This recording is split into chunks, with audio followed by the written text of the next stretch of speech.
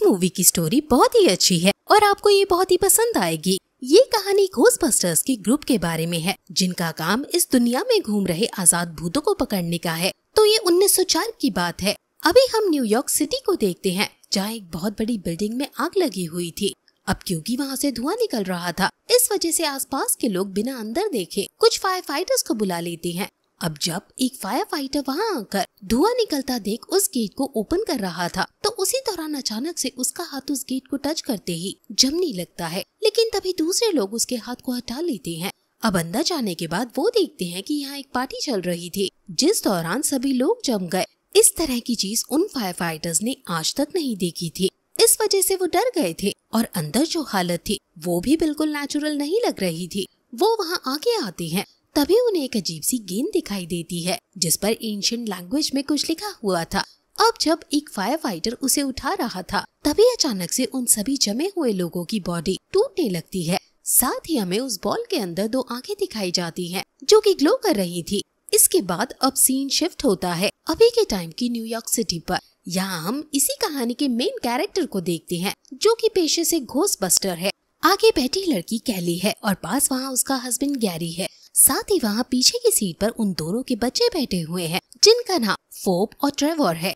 कैली के फादर पहले घोस्टबस्टर हुआ करते थे, इस वजह से अब इन सभी का काम भी अब यही बन चुका है। अभी जब ये लोग न्यूयॉर्क सिटी में घूम रहे थे, तभी एक चेम्बर में से एक घोस्ट बाहर निकल कर आता है जिस पर ये हमला करने लगते हैं। अभी फोब गाड़ी से बाहर निकलते हुए प्रोटॉन ब्लास्टर का इस्तेमाल कर रही थी, लेकिन उसका अटैक उस घोस्ट को नहीं लगता बल्कि आसपास की बिल्डिंग को डैमेज कर रहा था।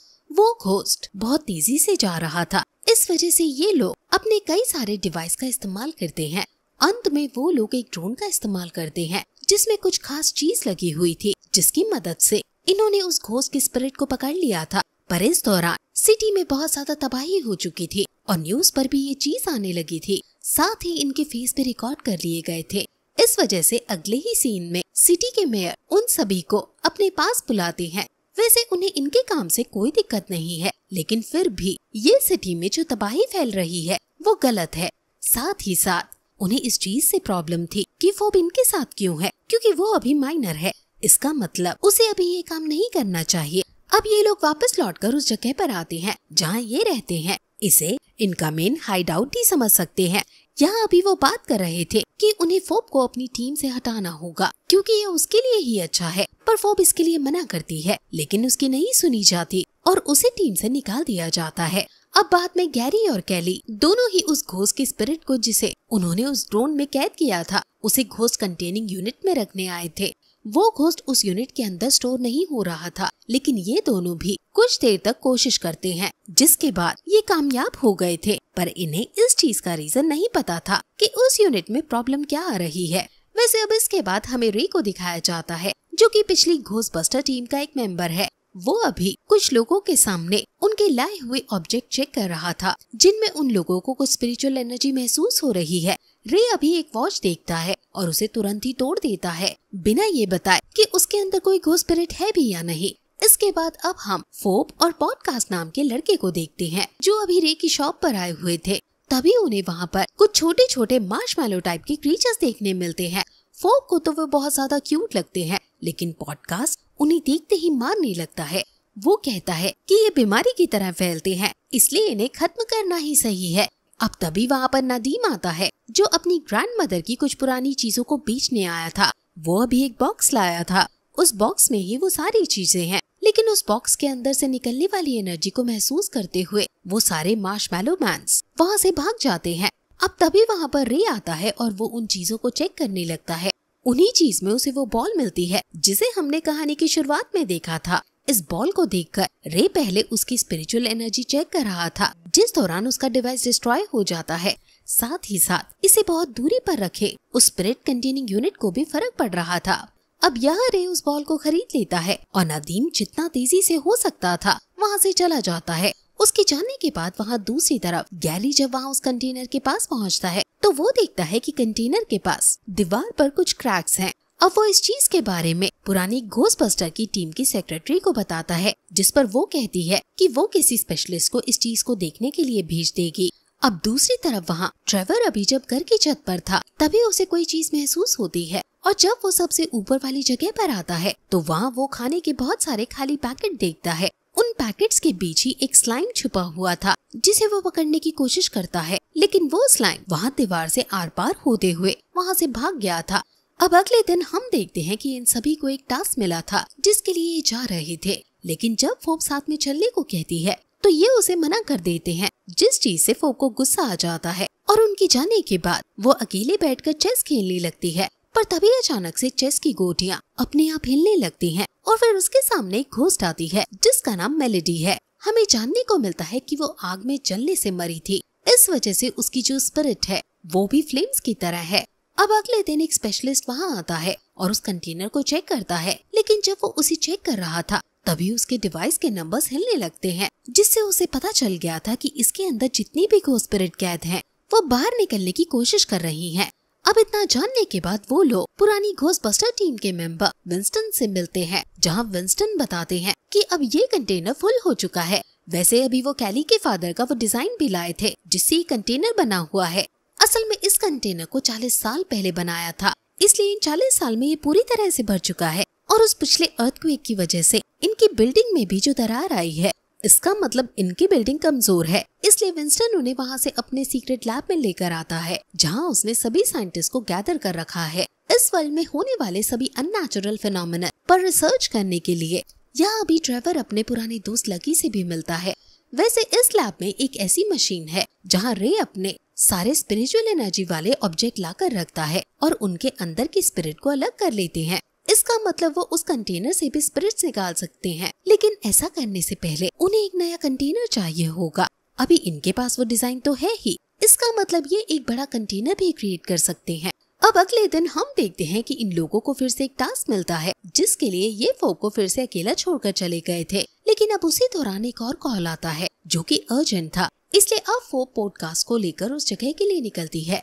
वहाँ पर उनकी मुलाकात मेलेडी से होती है, जिसे देखकर फोब अपने प्रोटॉन ब्लास्टर का इस्तेमाल नहीं कर पा रही थी, लेकिन जब वो हिम्मत कर हमला करती है तो इतने में मेलेडी वहाँ से जा चुकी थी, जिस वजह से बस सामने लगे हुए कांच को डैमेज ही पहुँचता है। दूसरी तरफ हम वहाँ लैब में देखते हैं कि अभिलाष, जिसका काम ऑब्जेक्ट से स्पिरिट निकालना है, वो और ट्रैवल का दोस्त लकी दोनों मिलकर ऑब्जेक्ट से स्पिरिट निकाल रहे थे। इसी दौरान अभी उस बॉल की भी बारी आती है। अब जब वो उस बॉल से स्पिरिट निकालने लगते हैं तो अचानक से लैब की लाइट चली जाती है, साथ ही उस बॉल के अंदर से वो घोस्ट जो उसमें कई सालों से कैद है वो भी बाहर निकलने की कोशिश कर रहा था। पर सही वक्त पर लार्स लाइट को वापस से ठीक कर देता है, जिसकी वजह से वो घोस्ट फिर से उसी बॉल में कैद हो गया था। अब जब लार्स बॉल को उठा रहा था तो अचानक उसका हाथ जमने लगता है, इसलिए अब वो उस बॉल को वहीं गिरा देता है। वहाँ दूसरी तरफ जब फोब घर पर अकेली थी तभी वहाँ मेलेडी उससे मिलने आती है। अब बातों ही बातों में वो उस कंटेनर को टच करने वाली थी, लेकिन इसके पहले ही फोब उसे रोक देती है। अब वो बातें कर रहे थे, जिस दौरान मेलेडी एक मैचेस देखती है, जिसके बाद फोब को उसके बारे में पता चलता है। मेलेडी बताती है कि इसी चीज की वजह से उसकी पूरी फैमिली मारी गई थी। इससे फोब को थोड़ा बुरा लगता है। कुछ समय बाद हम देखते हैं कि वहाँ लैब में उस बॉल से एक एनर्जी निकलती है, जिसकी वजह से सिटी की लाइट चली गई थी। ये चीज यहाँ मेलेडी भी नोटिस करती है। वो कहती है कि मुझे पता है, पर मैं भी प्लान के मुताबिक सब कुछ जल्दी करने की कोशिश कर रही हूँ। इसके बाद हम वहाँ ट्रेवर को देखते हैं, जो अभी उस स्लाइम को खत्म करने की कोशिश कर रहा था, लेकिन उसी दौरान सिटी में फिर से एक अर्थक्वेक आता है। अब जब वो सभी लोग वहाँ उस कंटेनर के पास पहुँचते हैं तो कंटेनर वाली दीवार बुरी तरह से टूट चुकी थी। वहाँ पर एक होल था। उन्हें समझ में नहीं आ रहा था कि ये क्या हो रहा है। वहाँ दूसरी तरफ वो बॉल भी फ्रीज हो रही थी। अब जब ये लोग उन मार्शमैलोस को वहाँ लेकर आते हैं तो वो सभी मार्शमैलो उस कांच के साथ चिपकने लगे थे। इस चीज से वो समझ जाते हैं कि ये बॉल सभी घोस्ट को कंट्रोल कर सकती है। लेकिन अब और ज्यादा इंफॉर्मेशन के लिए वो लोग नदीम के पास, मतलब जिससे उन्हें ये बॉल मिलती है, उसके पास जाते हैं। यहाँ उसके घर पर इन्हें कई सारे ऐसे ऑब्जेक्ट्स मिलते हैं जिनमें स्पिरिचुअल एनर्जी थी। ये नादीम की दादी के टाइम के हैं। अभी जब वो उन्हें चेक कर रहे थे तभी उसी दौरान वो उस डिवाइस को नदीम की तरफ मोड़ते हैं। यहाँ अभी उसे भी वही एनर्जी निकलते दिखती है। बाद में वो उसके ऊपर एक डिवाइस लगाते हैं जिससे वो सच कहे। अब उससे जब वो पूछ रहे थे तो वो कुछ नहीं कह रहा था। इसलिए यहाँ उस सवाल पूछने वाले आदमी को थोड़ा गुस्सा आता है, इसलिए वो एक ऑब्जेक्ट उसकी तरफ फेंकते हैं। इससे अब नदीम को भी गुस्सा आ गया था और तभी वहाँ पास में रखी कैंडल और तेजी से जलने लगी थी। इससे उन्हें पता चलता है कि नदीम के अंदर भी स्पिरिचुअल एनर्जी है और वो आग को कंट्रोल कर सकता है।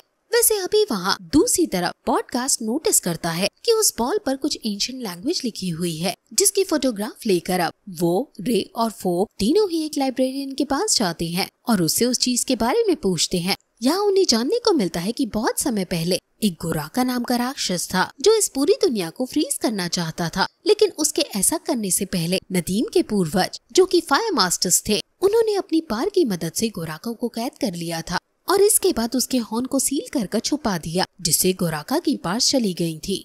अब अगर वो फिर से आजाद हुआ तो न्यूयॉर्क सिटी ही नहीं बल्कि वो इस पूरे वर्ल्ड को खत्म कर देगा। वैसे गोराका के अलावा भी उन्हें यहाँ और भी कई चीजें जानने को मिलती हैं, जैसे कि वो टेप जिसके अंदर उन्हीं शब्दों की आवाज रिकॉर्ड थी जो उस बॉल के ऊपर लिखे हुए थे। इन्हीं शब्दों से गोराका को कैद किया गया है और इन्हीं से वो आजाद हो सकता है। अब उसी दौरान वो चीज हिलने लगती है जिससे वो आवाज आ रही थी। यहाँ उन्हें जानने को मिलता है कि इस लाइब्रेरी में एक घोस्ट है, लेकिन अभी वो घोस्ट वहाँ से भाग रहा था। अब जब वो बाहर आते हैं तब तक वो घोस्ट एक लायन के स्टैचू में चला गया था, जिसे देखकर वहाँ सभी लोग डर जाते हैं और वहाँ से भाग जाते हैं। लेकिन अब सही समय पर फोब अपने प्रोटॉन ब्लास्टर से उस लायन पर मतलब उस घोस्ट पर हमला करती है और इससे वो वहीं मर जाता है। लेकिन अब इस एक्ट को देखते हुए वहाँ मेयर पेक ने डिसाइड कर लिया था कि घोस्टबस्टर की टीम को अब बंद हो जाना चाहिए, जो चीज किसी को पसंद नहीं आती, लेकिन सभी को ऑर्डर फॉलो करना पड़ रहा था। दूसरी तरफ वहाँ कंटेनर के आसपास की जगह और खराब हो चुकी थी। इस वजह से नदीम फैसला करता है कि वो अपनी ट्रू पावर्स को अचीव करेगा, जो कि उसे अपने पूर्वज फायर मास्टर से मिली है। वहाँ वो अभी मेलेडी से मिलती है। उनके बीच में बहुत लंबे टाइम से बात चलते आ रही है, इसी वजह से उनके बीच एक बॉन्ड क्रिएट हो चुकी है। अभी फोब कह रही थी कि वो भी एक घोस्ट बनना चाहती है, जिससे वो भी मेलेडी के साथ हर जगह घूम सके। अब मेलेडी उससे कहती है कि उसके पास एक आइडिया है। इसके बाद वो अगले सीन में उसी मशीन के पास आ जाते हैं, जिससे स्पिरिट को अलग किया जाता है। मेलेडी उस मशीन को एक्टिवेट करती है और फोब उस मशीन के अंदर जाकर बैठ जाती है। इससे फोब की स्पिरिट टेम्परेरी उसकी बॉडी से अलग हो चुकी थी, लेकिन इससे वो खुश थी। पर वहाँ मेलेडी दुखी थी। वो बताती है कि उसने ऐसा इसलिए किया क्योंकि गोराका जो कि उस बॉल में कैद है, वो सिर्फ घोस्ट को ही कंट्रोल कर सकता है। ह्यूमंस पर उसका कोई असर नहीं होता और बिना ह्यूमंस की मदद के गोराका को उस बॉल से बाहर नहीं निकाला जा सकता। अब वो फोब की बॉडी को कंट्रोल करते हैं और उससे वही मंत्र बुलवाते हैं जिससे उस बॉल को एक्टिवेट किया जा सकता था। अब वो बॉल एक्टिवेट होती है और गोराका बाहर आता है और उसके आते ही वहाँ चारों तरफ अंधेरा हो गया था। अब लकी वहाँ पहुँचता है और गोराका को देखते हुए तुरंत प्रोटॉन ब्लास्टर का इस्तेमाल करता है, लेकिन गोराका ने बहुत ही आसानी से उस बीम को रोक दिया था। यहाँ फोब को अपनी बॉडी वापस मिल चुकी थी, लेकिन गोराका वहाँ से निकलकर नदीम के घर चला गया था जहाँ उसके हॉर्न रखे हुए हैं। वो उन्हें निकालकर फिर से अपने सर पर लगाता है, जिससे उसकी पार वापस आ जाती है। जिसके बाद अब पूरी न्यूयॉर्क सिटी में आइस स्पाइक निकलना शुरू हो गए थे और इससे लोगों की जान जा रही थी। ये देखते हुए पुरानी और नई दोनों घोस्टबस्टर्स की टीम इकट्ठा होती है और वो डिस्कस करते हैं कि वो गोराका को कैसे रोकेंगे। तभी नदीम उसी दौरान कहता है कि उसने बहुत ट्रेनिंग कर ली है, इसलिए अब वो तैयार है गोराका से लड़ने के लिए। वैसे दूसरी तरफ फोब फिर से मेलेडी से मिलती है जो कि दुखी थी, लेकिन वो बताती है कि वो गोराका की मदद इसलिए कर रही थी जिससे वो अपनी फैमिली को फिर से देख पाए। अभी वहाँ गोराका ने सिटी में अंधेरा कर दिया था, साथ ही टेम्परेचर इतना गिर गया था कि आग का कहीं नाम निशान नहीं था। साथ ही साथ गोराका ने सिटी के उन सभी घोस्ट को जिन्हें घोस्टबस्टर्स ने कैद किया था, उन्हें भी आजाद करा दिया था। वैसे अब घोस्टबस्टर की पूरी टीम वहाँ गोराका के सामने आती है और वहाँ आकर वो लोग अपने प्रोटॉन ब्लास्टर का इस्तेमाल करते हैं, लेकिन इतने खतरनाक अटैक के बाद भी गोराका को कुछ नहीं हुआ था, बल्कि उसने उन बीम्स को ही फ्रीज कर डिस्ट्रॉय कर दिया था। अब वहाँ पर नदीम आता है जो कि अपनी पूरी पार का इस्तेमाल करने की कोशिश कर रहा था, लेकिन उसने इतनी प्रैक्टिस कर ली है कि अब उसकी पार काम नहीं कर रही। असल में टेम्परेचर की वजह से भी वो फ्लेम्स जनरेट नहीं कर पा रहा था। वैसे अभी वो मेलेडी के बारे में पूछ रही थी क्योंकि उसने बहुत देर से उसे नहीं देखा है, लेकिन अब अचानक मेलेडी वहाँ आती है। अभी उनके हाथ में एक मैचेस थी। अब जैसे ही वो उसे चलाती है तो नदीम को अपनी पार एक्टिवेट करने का एक सोर्स मिल जाता है, जिससे वो अपनी पार को यूज कर पा रहा था। अब आग की वजह से गोराका कमजोर पड़ता है और उसी दौरान फोब यहाँ उस प्रोटॉन ब्लास्टर को स्टार्ट कर देती है हालांकि वो अकेले उसे संभाल नहीं पा रही थी, इसलिए बाकी सभी भी उसकी मदद करते हैं और गोराका को इससे फाइनली थोड़ा डैमेज पहुंचना स्टार्ट होता है। दूसरी तरफ वो बाकी सब नोटिस करते हैं कि गोराका ने सभी घोस्ट आजाद कर दिए हैं। इसका मतलब इससे वो कंटेनर पूरा खाली हो चुका होगा। अब इसलिए वो उसी का इस्तेमाल गोराका पर करते हैं। उन्होंने इससे गोराका को कैद कर लिया था और इसी के साथ उनकी जीत हो चुकी थी। हालांकि इसके बाद भी बेक मतलब वो मेयर यही कह रहा था कि घोस्टबस्टर की टीम को हटा देना चाहिए, लेकिन इस बार सिटी के लोग घोस्टबस्टर्स के साथ थे, जिससे उन्हें सपोर्ट मिलता है और मेयर को हार माननी पड़ती है।